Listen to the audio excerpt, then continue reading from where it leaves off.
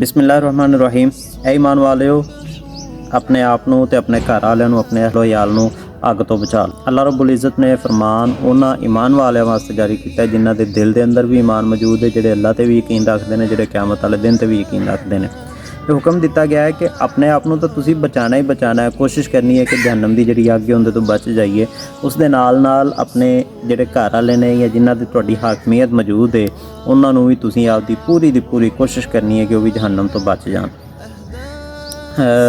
रैयत दे विच तुहाडे अहलो याल आ जांदे ने, तुहाडे बीवी बच्चे आ जांदे ने, माँ प्यो भी आ जांदे ने, और इस तो इलावा जिहड़ी तुहाडी हाकमियत चलदी है, जिहड़े कोई मतहत लोग ने उन्हां ते भी तुहाडी वजह तो उन्हां नूं तुसीं कोशिश करनी है कि वह अग तो बच जान। जिहड़ी अग इंसानां ते पत्थरां नूं बाल बाल के तैयार होई है, वो अग बड़ी खतरनाक है। अल्लाह रब्बुल इज़्ज़त ने फरमान जारी किया है कि तुसीं अपने आप नूं और अपने घर वालिआं नूं बचाओ।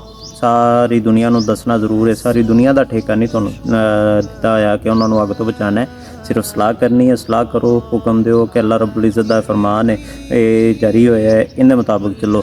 मन्नेगा तो ठीक है, नहीं मन्नेगा फिर नो टेंशन। लेकिन पूछा जाएगा तुहाडे कोलों तुसीं की कीता, तुहाडे घर वालिआं ते तुहाडा असर सी, तुसीं तो आपदे घर वालिआं नूं कित्थों तक लैके गए।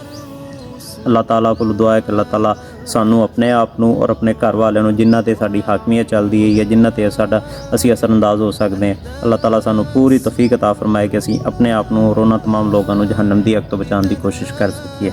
आमीन। अस्सलामु अलैकुम।